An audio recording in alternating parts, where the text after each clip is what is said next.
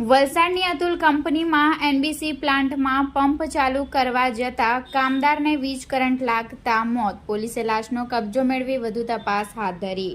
તારીખ 18 ઓગસ્ટ રવિવારના રોજ સવારે 11:45 કલાકની મળતી માહિતી મુજબ વલસાડના અતુલ કંપનીમાં આવેલા અલગ અલગ પ્લાન્ટમાં કામદારોને સોંપવામાં આવેલી કામગીરી કરી રહ્યા હતા, જે દરમિયાન અલ્પેશભાઈ ઉત્તમભાઈ નાયક પણ નોકરી ઉપર હાજર હતા. અતુલ કંપનીના એનબીસી પ્લાન્ટમાંથી કામદાર અલ્પેશભાઈ નાઓ અચાનક ચીસો સંભળાતા પ્લાન્ટના કામદારો અને આજુબાજુના આવેલા પ્લાન્ટના કામદારો અલ્પેશની મદદે દોડી આવ્યા હતા.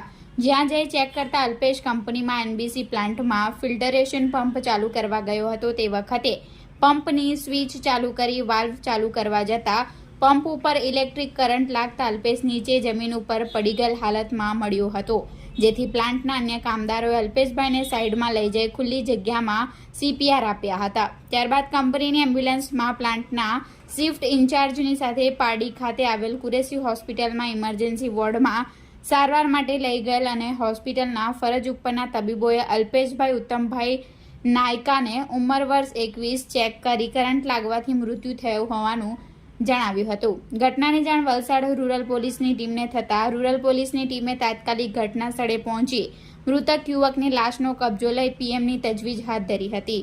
ઘટના અંગે વલસાડ રૂરલ પોલીસ મથકે આકાશ ભાનુશાલીએ નોંધ કરાવી હતી.